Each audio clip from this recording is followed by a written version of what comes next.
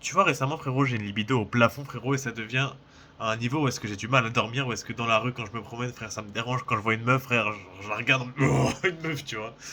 Genre des bails comme ça, et c'est un truc, frérot, genre ça me consume. J'ai l'impression d'avoir un démon à l'intérieur, j'ai l'impression tu sais, d'être un peu genre Naruto avec son démon à l'intérieur, mais vas-y, c'est genre Naruto avec quand même une canne la planète Terre, tu vois ce que je veux dire.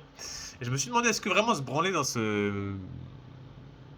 comment dire, dans ce cas-là, est-ce que c'est vraiment une mauvaise chose? Et je pense que c'est toujours une mauvaise chose parce que si j'aurais pas eu cette libido-là, j'aurais eu beaucoup moins de courage. Parce que je veux dire, alors la libido, le fait de.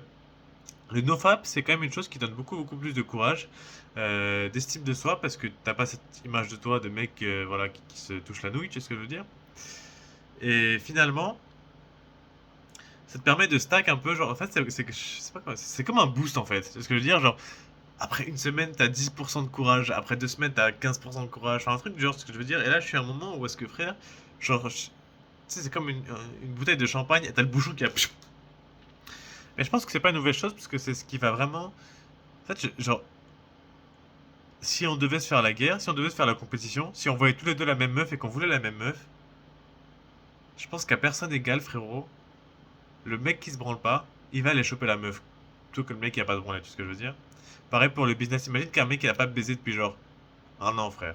Et que toi, tu baisses tous les jours. C'est ce que je veux dire.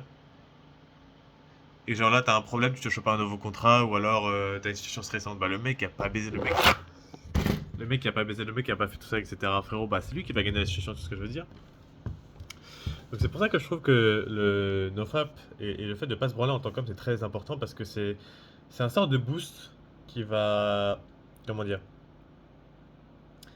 Qui va te propulser, tu vois ce que je veux dire?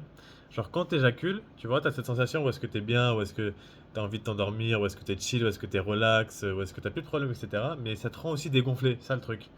C'est ce qu'on appelle faire la semen retention, c'est le fait de pas de faire du nofap, tu vois, et de pas éjaculer. Donc même si t'as une meuf, bah, de pas faire l'amour pendant une semaine, c'est ce que je veux dire, pour te, genre c'est comme pour te donner un boost, tu vois, de, comment dire, de force. Je sais pas si ça fait sens, c'est ce que je veux dire.